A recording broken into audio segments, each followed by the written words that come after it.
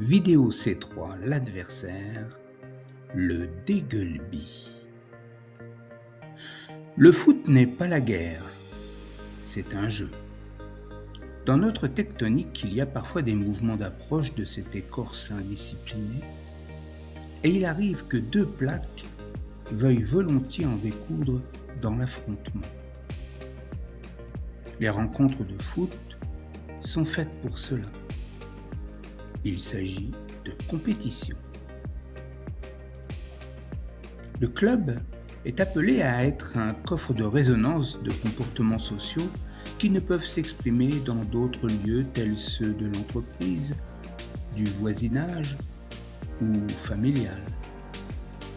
Les rencontres sportives organisées par la fédération sportive, par l'intermédiaire des clubs, se trouvent donc être un lieu où se déversent des passions, des énergies, des talents. Se déversent aussi des trop-pleins de ressentiments collectés par un ailleurs diffus, utilisant une rencontre sportive comme espace de défoulement. Pour se défouler, il arrive que les joueurs aient besoin d'une opposition et l'équipe d'en face mute alors d'adversaire de jeu à celui d'ennemi à détruire. Alors pourquoi ne pas poser plutôt un pont, non pas pour empêcher l'affrontement, mais pour rappeler que l'autre, ce joueur en face, n'est pas si étranger que cela et reformuler haut et fort ce qui est dit dans le titre, ce n'est pas la guerre, c'est un jeu. Pour désamorcer et entraver les tensions entre les joueurs, coachs et dirigeants lors de les déplacements chez le club adverse, nous proposons une idée. Créer un temps appelé colloque d'avant-match.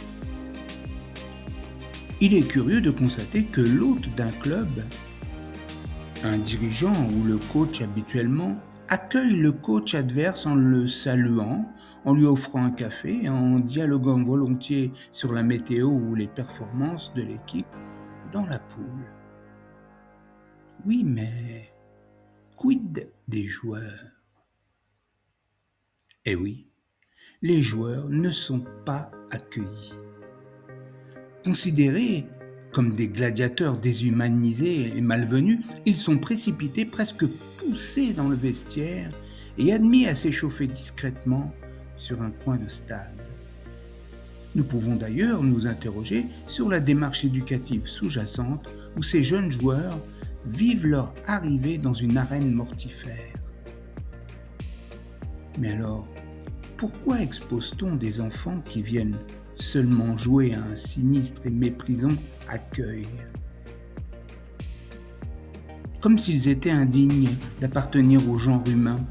Cette froideur, cette distance, cette morgue créatrice de tension éloigne les joueurs de l'idée de jeu et est censée les préparer à l'affrontement.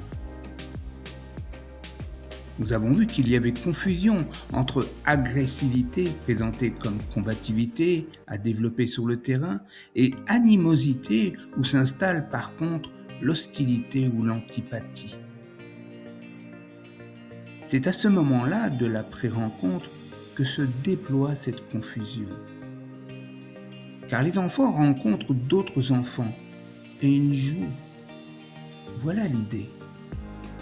Alors, pourquoi attendre la fin du match pour qu'ils se saluent ?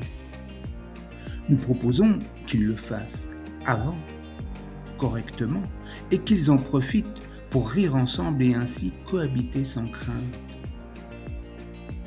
Les clubs invités arrivent et entrent dans le vestiaire sans même qu'on leur porte un intérêt. Les enfants grandissent dans une atmosphère d'emblée hostile, construisant une méfiance, voire une défiance lors de l'avant-match. Mais de quoi se défient-ils ? Des adultes. Des adultes. Il leur faut, paraît-il, entrer dans la bulle fusionnelle de l'équipe et faire le vide en ne pensant qu'au match. Bien. Très bien. Là, il nous faut faire une nouvelle fois un sacré pas de côté. Ce que nous proposons va paraître insultant au monde des footeux. Il va venir casser l'esprit habituel du match. Ce que nous proposons, c'est d'accueillir les joueurs. Pas seulement en les saluant ou en leur demandant de respecter le protocole d'avant-match en tapant négligemment dans les mains alignées de leurs adversaires, non. Nous parlons de cérémonie d'accueil. L'idée est de réunir les joueurs de chaque équipe avant la rencontre et de leur proposer un temps de rencontre, justement, leur permettant de faire connaissance autour d'un pot d'accueil. Ce pot d'accueil sera un sirop. Ce temps, environ une dizaine de minutes, fait partie du protocole et est positionné dans le temps d'accueil, juste après la sortie des vestiaires. Lorsque les joueurs sont en tenue, parfaitement, avec leur numéro affiché dans le dos. À chaque club d'inventer un petit jeu. À défaut, nous vous proposons un jeu que nous avons appelé le Dégueulby. Rien que le nom est surprenant. Voici le jeu simple. Donnez à chacun un carton sur lequel est inscrit sur une face un numéro de maillot. Sur l'autre face, une partie d'une question. Il faut simplement rechercher son homologue portant le même numéro de maillot et ayant l'autre partie de la question.